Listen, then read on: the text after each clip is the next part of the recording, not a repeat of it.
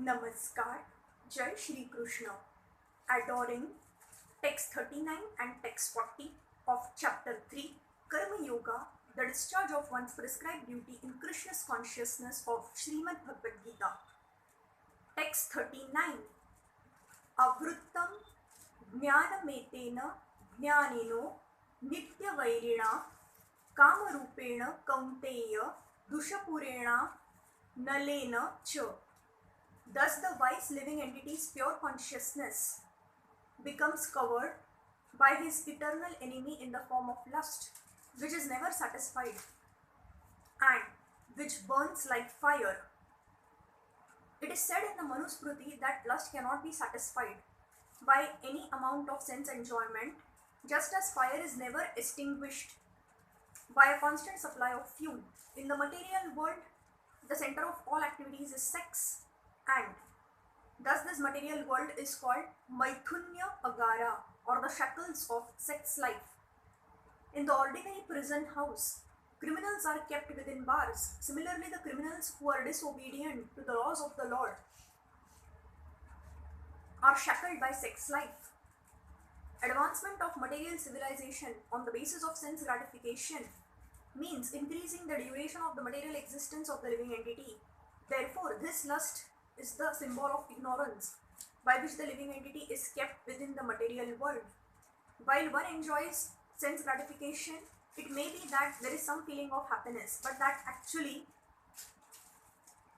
so-called feeling of happiness is the ultimate enemy of the sense enjoyer.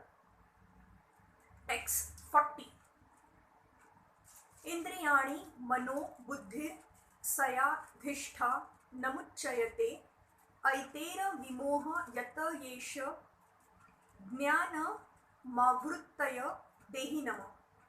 The senses, the mind and the intelligence are the sitting places of this lust. Through them, lust covers the real knowledge of the living entity and bewilders him. The enemy has captured different strategic positions in the body of the conditioned soul, and therefore Lord Krishna is giving hints of those places so that one who wants to conquer the enemy may know where he can be found. Mind is the center of all the activities of the senses, and thus when we hear about sense enjoyment, the mind generally becomes a reservoir of all ideas of sense gratification, and as a result, the mind and the senses become the repositories of lust. Next, the intelligence department becomes the capital of such lustful propensities. Intelligence is the immediate next door neighbor of the spirit soul. Lusty intelligence influences the spirit soul to acquire the false ego and identify itself with matter, and thus with the mind and senses. The spirit soul becomes addicted to enjoying the material senses and mistakes this as true happiness.